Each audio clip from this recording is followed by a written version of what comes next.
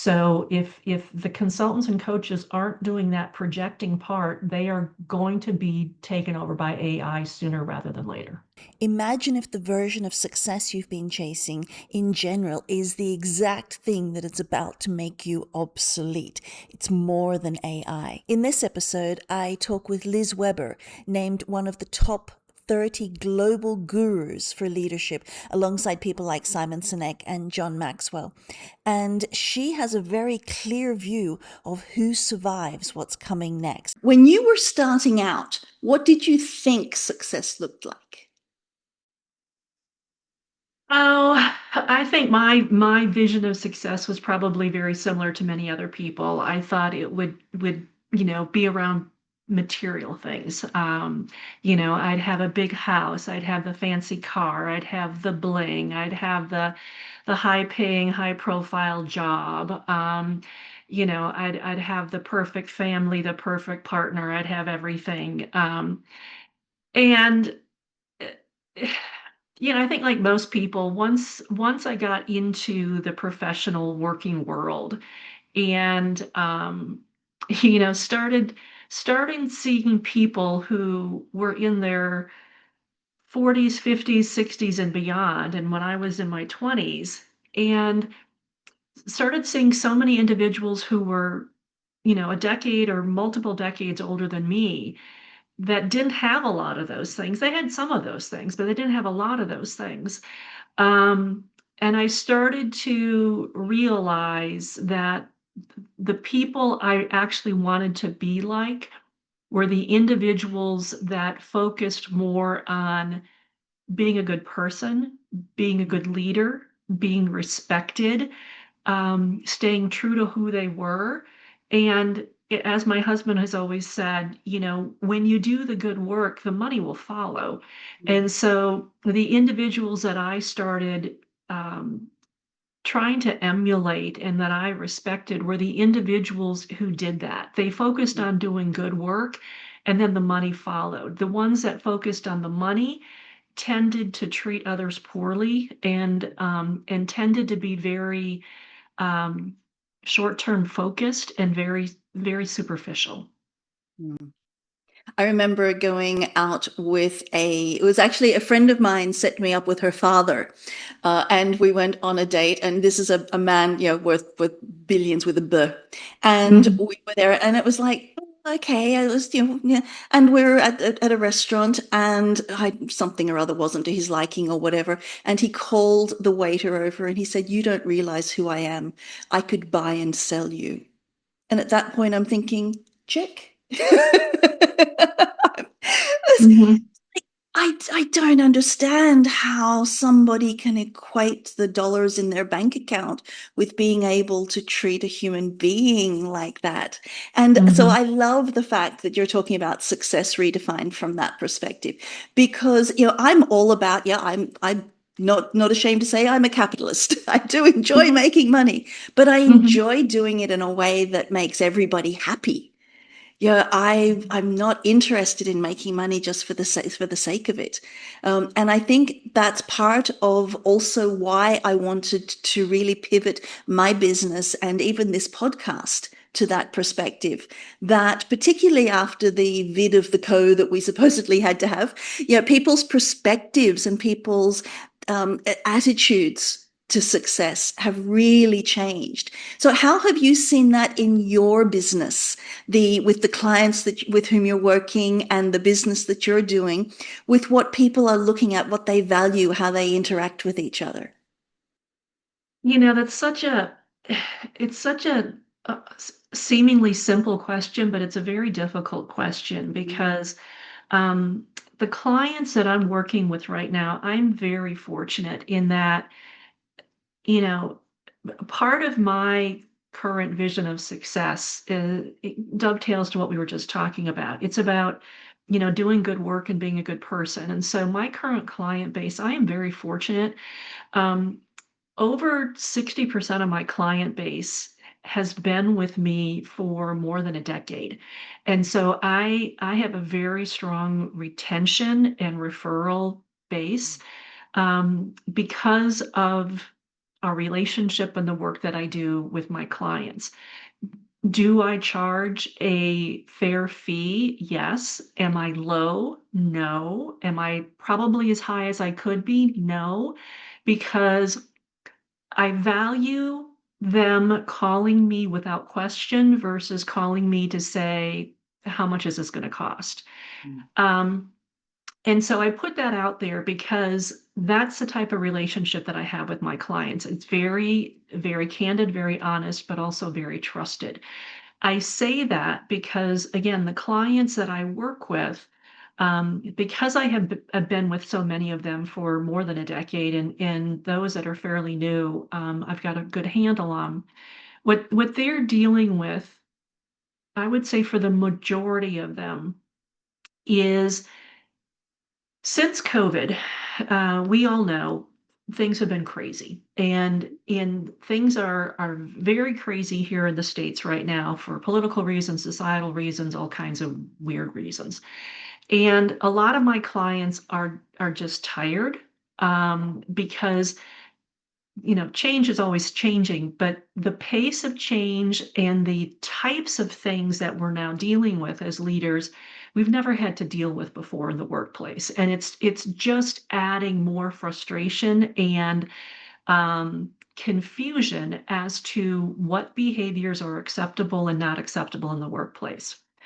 So all of that is background to say my client base, because of what I do with my clients when I talk about strategy and culture and moving together and focusing on what matters most, is my clients are no longer tolerating flippant, knee-jerk commentary, um, this attitude that you owe me for me having this job, and kind of doing a reset of I don't really care what your societal, political, or other beliefs are, but while you're working with me and for us, here's how we behave together, and here's how we are going to work together, and how we will treat one another to produce these widgets or provide these services. Now, if you don't like that, then this isn't going to be where you're going to work for much longer at all. The choice is yours. If you do want to work with us, then you know the house rules, you know our values. And so uh, my clients who are not yet ready to retire because either financially they can't, or they've got a couple years left and they're like, you know what, I want to go out on a high note and not on a low note, they're not taking it anymore. And they are getting a stronger backbone to say we are better than this, and while you're working with me and for me, we will be better than this. And this is how we're going to operate together. Yeah, I love that. I'm even a little bit different when it comes to AI in that I refuse to accept my AI, Chat GPT, Claude, whatever it happens to be, Gemini.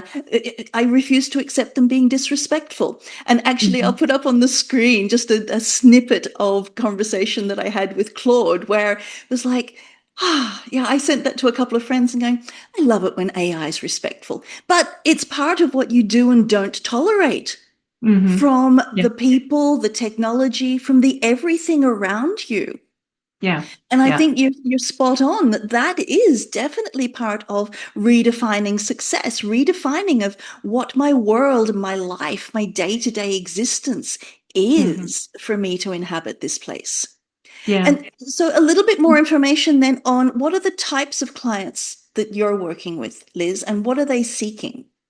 So typically the work that I do with my clients, there's three main service lines. So um, an entry point for a lot of my clients is they are looking for someone to help them with strategic planning. So I will facilitate their strategic planning retreats or strategic planning initiatives to help them create a very clear, very concise roadmap of where they need to take their organization over the next 3, 5, 10, or more years.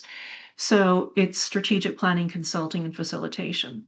As part of those conversations, we invariably start talking about, given where you need to take this company, who's going to do that work? How do you need to reorganize? What skill sets do you need? What talent do you have? What talent do you need? So we get into succession and workforce planning conversations and how to close that gap.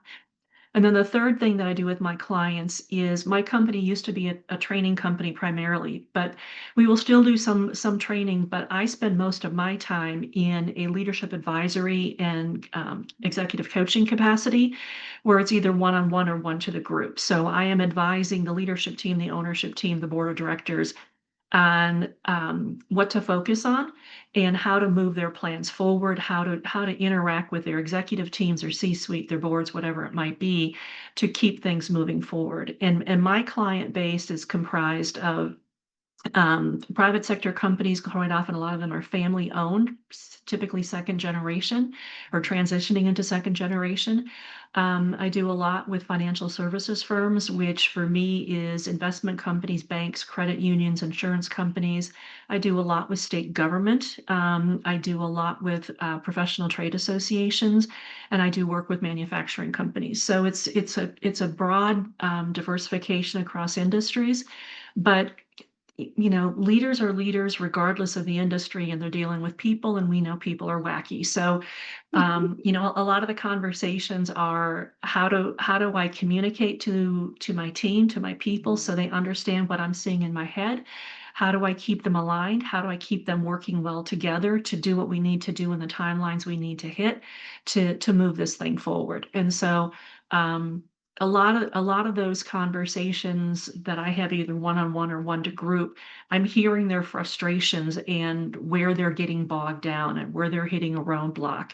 And my role with them is to help them to identify what they should focus on most immediately to clear that next roadblock and to get the maximum leverage from that, so they may not have to clear the next one and the next one after that. It's interesting as well when you said first and second generation family owned companies. How are you finding the definition of success from one generation into the next? Because as you said that, I was thinking about one of the very first leadership jobs that I had. Oh, I must have been like 20 or something. Yeah.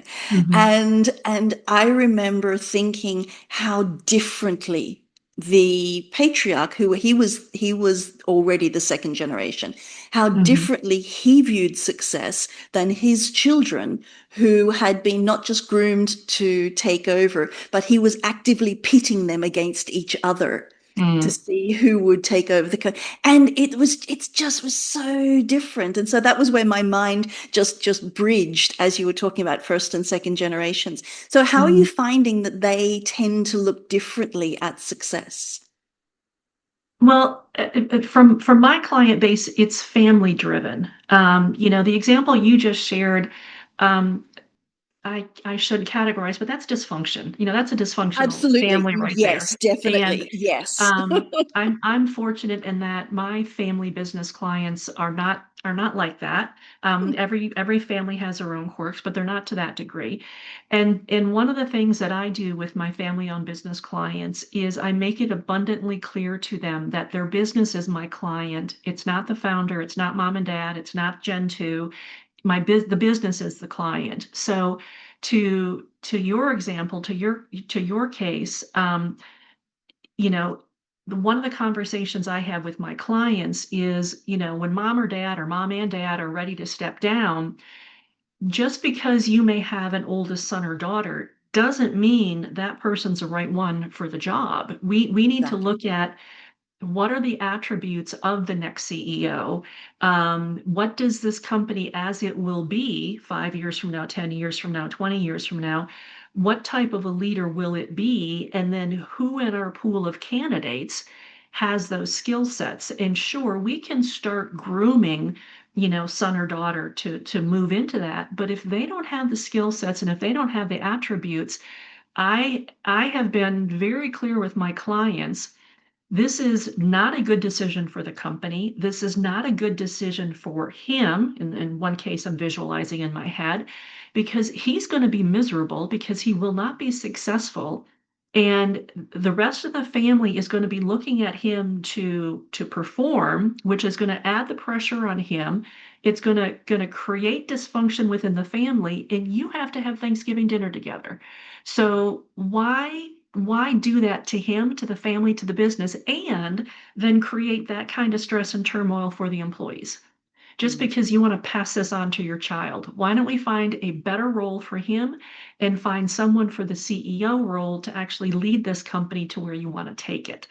So it's a matter of helping them understand I'm not suggesting this can't be a family-owned business and cannot be a legacy business that we want to grow and scale so you can get to generation 3, 4, 5, 6, and on.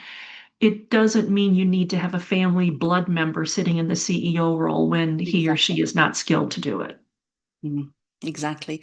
And something else that you said that really touched me as well, because I also have very, let's just say, longevity with my clients. And one of the things that I was asked, oh, this was years ago when we were talking about that. And I said, oh, yeah, so and so has been with me for like 10 years or whatever it is. And they said, oh, there must be something wrong with them if they still need advisory and coaching and supporting after 10 years. And I said, no, we're not having the same conversation today that we had 10 years ago. Mm. If we did, then I need to look for another job Hmm. because I'm Hmm. not doing my role effectively. Right. So what Right. are your comments with regard to that? And why do you think, what are some of the key tips, particularly for, I mean, coaches and consultants are a lot of my audience. So for the ones who are building their practice or who maybe churn through clients a little bit faster than they'd like to, or what are some of the tips that you can provide for them with regard to successful longevity with your client base? Because for me, I look at this as their family. As soon as they become a client, they just know that they're family. That's just the way that I view what I do. So what are some Mhm. tips that you have? Well, I want to emphasize what you shared. The key to longevity is not having the same conversations you had 10 years ago, unless you need to have that conversation again to remind them of the basics. And I say that because I just had a situation with a team member today where this team member said, "Well, I've told you that already." And I was like, "Maybe you did, maybe you didn't, but I obviously need to hear it again." And I said, "I need you to understand there are so many times when I tell my clients the same thing I've told them before, and they're like, okay, yeah, because now is when they need to hear it. They didn't need to hear it in really stick, 6 months ago or 2 years ago or 4 years ago, or they need to be reminded this is how you apply it again." And so I think that need for grace and respect that sometimes people need to hear things that you may have already told them 6 times, but they need to hear it now because of the myriad of issues that they're dealing with. They need you to help clear away the noise. Um, and to that point, that is something that I think I can add value to my clients, and your listeners need to pay attention to how they are adding value to their clients by what their clients tell them.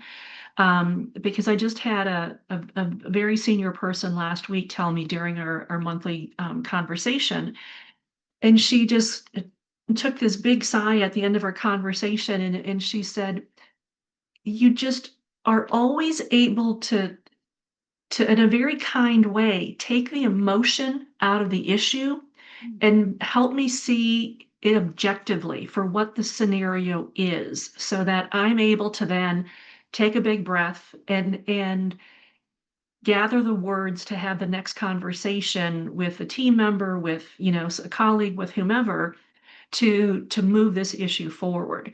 um, and I say that because that skill that I have honed in obviously it's easy for me to not be emotional because I'm not in the conversation. My client is in it with, a vendor, with a team member, whatever. So it's easy for me to not be emotional. But at the same time, because of the work that I do with my clients, and again, strategic planning, creating a vision of where they want to go and the map to get there, succession and workforce conversations, what kinds of skills, what development, what organizational structure do you need to have in place, and then one-on-one coaching to identify individual roadblocks that are preventing them from going forward.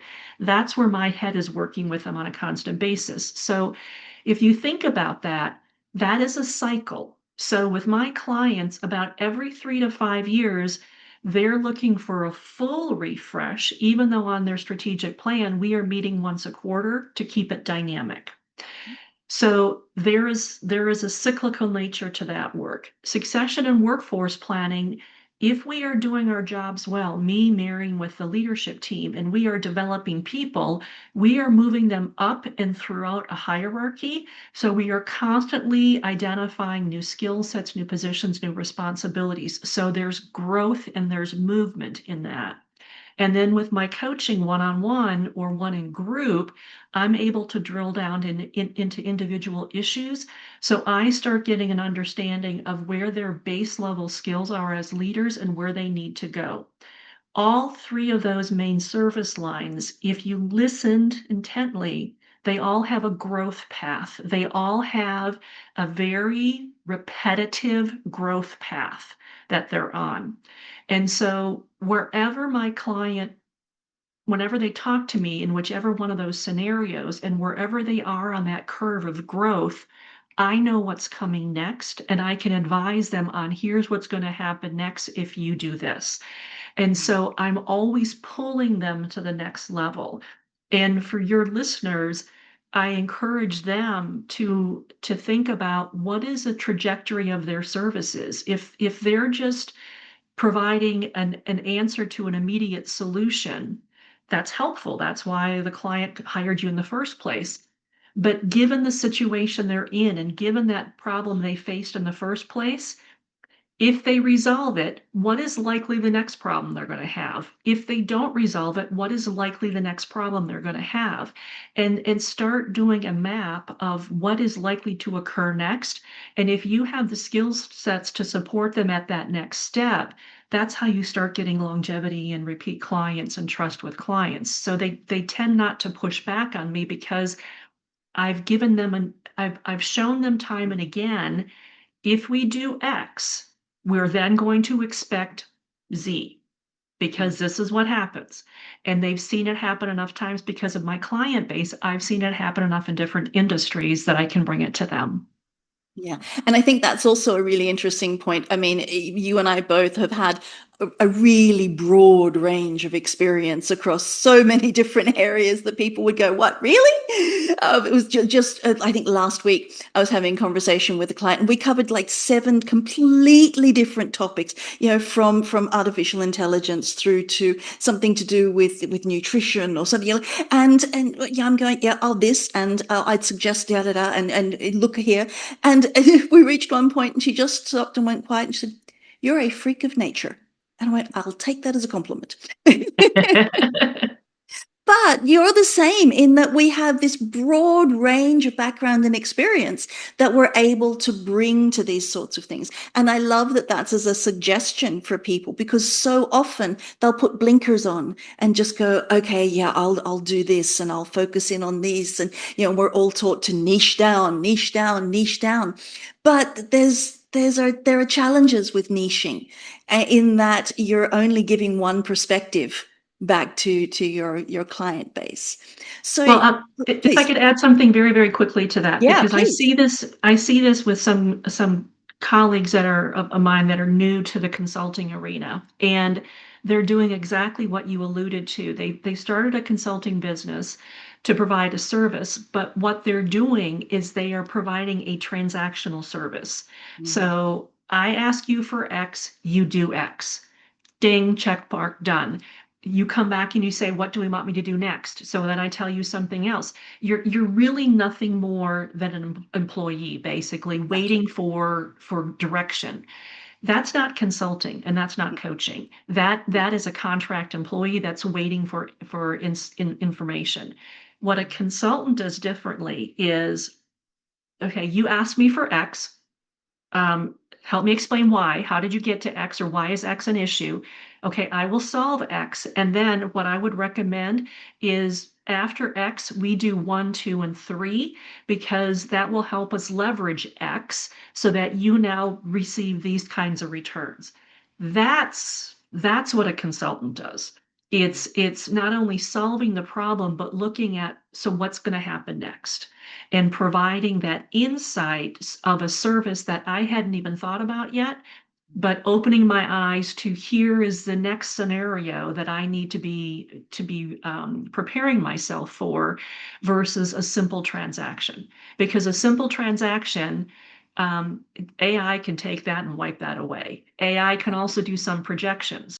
So if the consultants and coaches aren't doing that projecting part, they are going to be taken over by AI sooner rather than later. Mm. And speaking of AI, I just realized as well when I said I'd put the being respectful AI up on the screen, I will also put a transcript of that tiny little part of the conversation into the show notes for those people who are listening on audio. All right, so Liz, to wrap us up, for somebody watching or listening to this who's saying, all right, I know I'm at a pivot point in my life.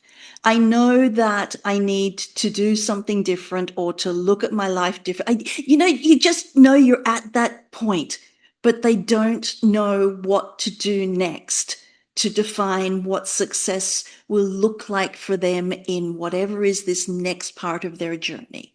What's your best suggestion? Um, it's going to sound trite, but it's what I did and what I've seen others do. And it's identify those aspects of your professional life right now that when you engage in them, you have more energy at the end than when you started. And if you had the opportunity or the requirement to talk about this particular aspect of whatever skill set you have or whatever topic you love, if you had to talk about it for 8 hours straight, you could talk about it for 8 hours straight. And within your professional circle, it may not be part of your title, but people know you're the person to go to get that particular thing done or something like it. Um, and the reason I say that, particularly the thing about whatever you do, if you have more energy at the end than you have when you started, um, that's what I would hone in on, because that is a natural talent and that is a natural gift that you have, that you can hone, that you can leverage, that actually feeds you, and you will feed it because you will be interested in. And that's not something that you can fake easily. Your clients can tell if you give a darn about what you're doing with them, if you care, versus if you are just doing it because you need to make some money. Yeah. And it's interesting on that. I know with my clients, I meet with my clients actually on the phone. We don't do video. Hmm. We do. Yeah. And I've done that for years. And there's a whole heap of reasons why. But when they're away at a conference or something, and so we miss a week, one of the first things I say to them when we get on the call is, "I missed you." Like Hmm. I actively miss our conversations if somebody's away at a conference or yeah at a meeting or if there's a scheduling conflict or whatever it happens to be. And I Hmm. think if to follow up on and to add to Liz's comment, if you do that and find the thing that if you weren't doing it, you miss it. You actively miss doing whatever that thing is if you're not doing it. So, Liz, to wrap there, thank you so much for being with me today. I've really enjoyed our discussion. Well, thank you. It's been my pleasure. This has been a lot of fun. Cool.